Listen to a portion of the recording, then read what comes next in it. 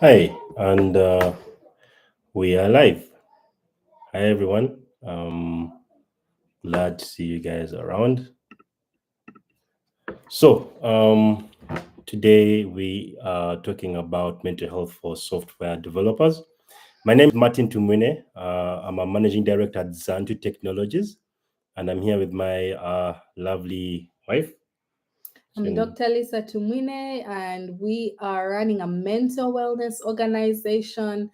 So we care a lot about mental wellness for software developers and for people in general. So if you are ready to learn about. Okay, so what the software development world looks like for me. So, how that's a very I've never interestingly I've never been asked such a question. How does the software development world look like for me? How do I say that in one sentence? It's in one sentence, the software development world is a place where there's a lot of learnings. I would say there's a lot of curveballs. There's a lot of interaction with people. There's a lot of mistakes that will happen, crashes, but also at the same time, there's a lot of success as well.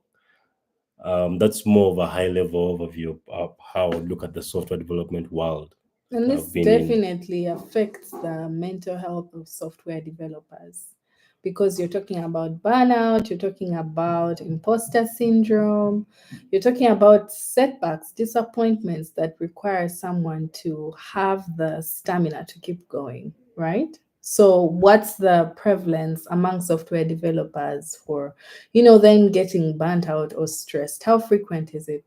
Okay. So, among some of the curveballs, as you've mentioned them, there's going to be a lot of people thinking that they feel not good enough. First, the imposter syndrome. There's going to be a lot of failures along the way, burnout, especially because people sometimes might work several hours a day and still not be able to, get through at the end of the day, right? So the prevalence rate, if you're looking at the rate, I'm not quite sure of the statistics, to be quite honest, what statistics there are. But what I know is that the quite a number of people that I've talked to are software engineers here in Uganda actually do suffer from burnout, especially the younger developers, I would say. The younger developers. They have that bit of energy that takes them through different seasons. They might be working like on 3 projects at once and probably working on the weekend as well. And I also used to do this a lot. I would work on a specific project like Sunday to Sunday, morning to evening, and not having a stop button because you feel like if you stop, that's it, right? Yeah. And there's quite a number of people that I've talked to. I would say out of every 10 developers, I would say 8 of them are probably going through this or have already gone through this. Wow. Yeah, That's a really, statistically. really high percentage statistically.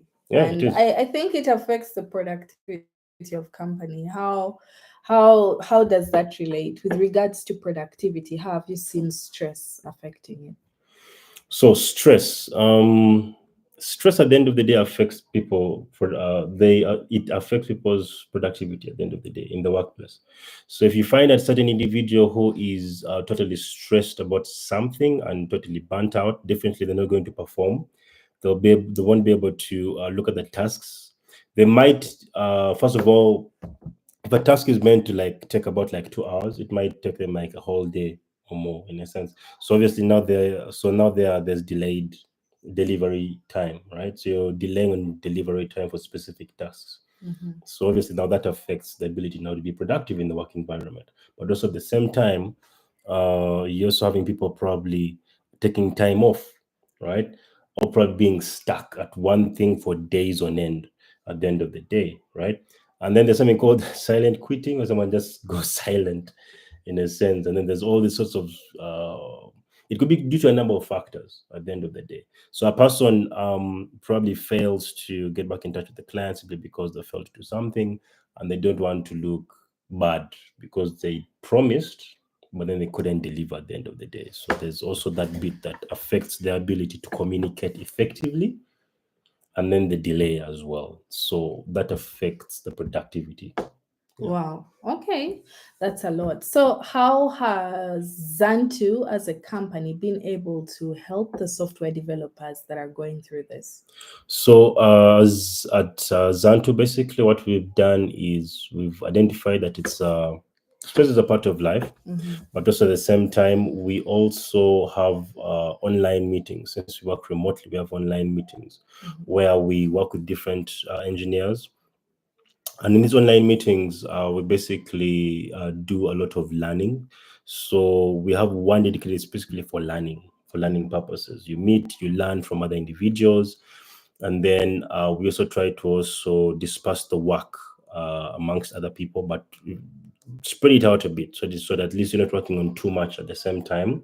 But also at the same time, there's also the ability for you to also talk directly to your team lead or your project manager and say, okay, I'm not feeling well today, in a sense. Just be upfront, right? We're not going to punish you or anything.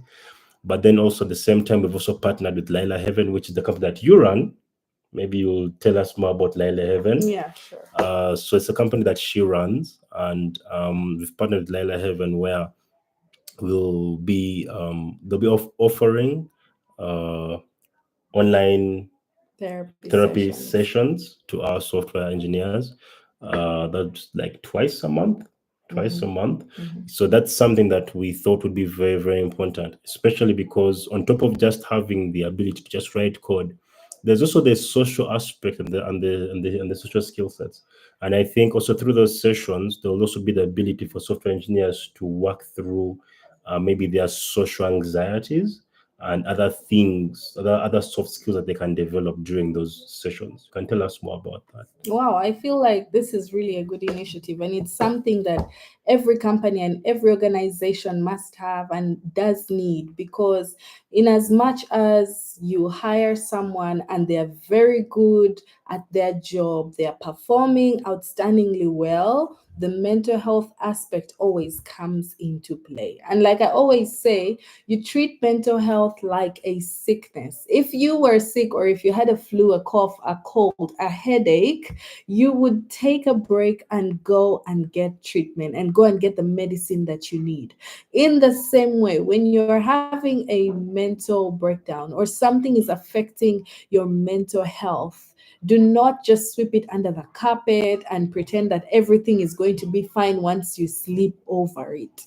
Seek a therapist, seek professional help, talk to someone, and find what you need to actually heal. If you take yourself like someone that is sick and actually take the time to find healing, then your productivity is improved. There was one scenario that we had of one of the people that we were working with at a very earlier time that had a mental breakdown, and they went AWOL, they went quiet, and we couldn't reach them, and the work was piling up, and the client was calling, and the client needed to get the work done, and the developer that needed to do the work was not well, and they had had a breakdown, and they were not telling anyone, they were not communicating. And so this is a challenge that we face, and even when they come back, they're not delivering the way they're supposed to deliver. I'm sure you've had such signs in this, in your company, whichever organization you are in, or maybe you're a team leader and there are people that are part of your team. They're supposed to be putting in the work, but they don't show up, they don't respond to emails, they don't respond to text messages.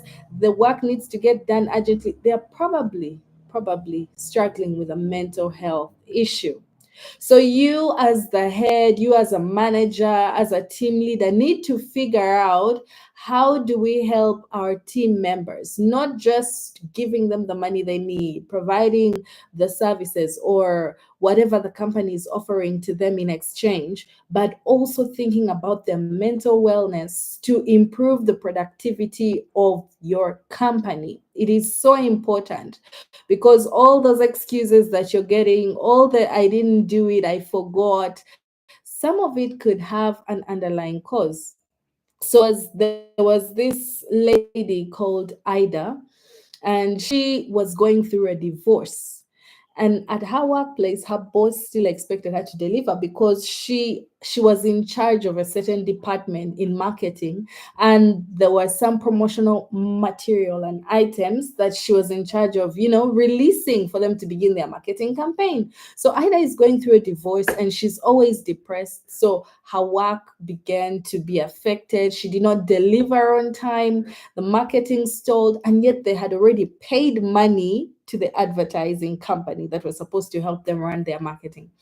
Oh my gosh, the company lost a lot of money because of Ida. And they did not know that what she was going through could have been helped, if they had a therapist on board, or if they had access to mental wellness sessions that they could offer to Ida, then maybe she would have found the help, she would have opened up, and then they could have gotten a replacement at that time when she was getting the help, or it would have sped up her healing process or whatever it is. But Ida went missing for over 3 months, imagine.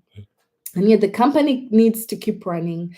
And at the end of the day, she was fired. So costing the company even more, because now they had to figure out how to hire someone to replace her on such short notice. Mhm. Imagine. Mhm. So all this can be prevented if we are on top of the mental health of our team, of the people that we're working with. So I feel like this is a very good initiative. And Zantu, I'm so proud of you for taking this up, for being open to the fact, especially because mental wellness is stigmatized a lot. I've had reports where they say that irrespective of the fact that an organization will set up mental wellness services for their clients, the clients will not walk into that office because they don't want to be associated to mental ill health or disorders, or ooh, that person is going crazy or they're breaking down. Mhm. And I think we have come to a time in a world where the stress rates are super high. Technology is taking us away from the society that we know and love, the society that binds us together and takes care of us and actually brings healing to us. And so, because we're so isolated, and the gap is increasingly growing. Human beings are social beings. We are social animals. We need to relate. And once a relationship is not there, then you see a rise in suicide rates, in meaninglessness, someone asking themselves, but what's the value of my life? And why am I even here? And when the education system comes in and punishes you for not being good at a particular subject, or rewards people that perform and doesn't reward those that perform, taking each person, the whole community of people, as one single group. And this leaves out the different people that are unique in their own special ways, and this could make them feel like they're not worthy. And so it's a very big challenge that is affecting us in every type of way. Whether it's with relationships, there are challenges. Whether it's with raising children, there are challenges. Whether it's with navigating a new job, there are challenges. So in every way, we need therapists to walk the journey with us, and you need someone to talk to even in those moments. Even when you have people, sometimes they are not particularly attentive to you, or they might not be for you in that kind of way that you need. So talking over things through with the therapist can actually really help your mental health. So Martin, what advice would you give to software developers out there that are navigating the stresses of it all alone? I think number one, I would say that you shouldn't go through this alone. I would I would really strongly suggest that you build on your network, get friends, get a community of people. The beauty of these days is that we actually have WhatsApp communities and other kinds of communities where you can be able to talk to people. But also at the same time, there's also community meetups where you go and then meet up with people in person, and they're becoming more and more frequent. And that's also another good place to meet, other kinds of people as well. But also meet other people beyond just your workplace, in a sense, or people who do something similar to you. Go out there and meet other kinds of people, not just software engineers, but meet anyone else, meet artists, meet other kinds of people from different walks of life. Because sometimes as software engineers, we might tend to think the same way. So it's good to also have a different perspective of things from other individuals. So that definitely helps you.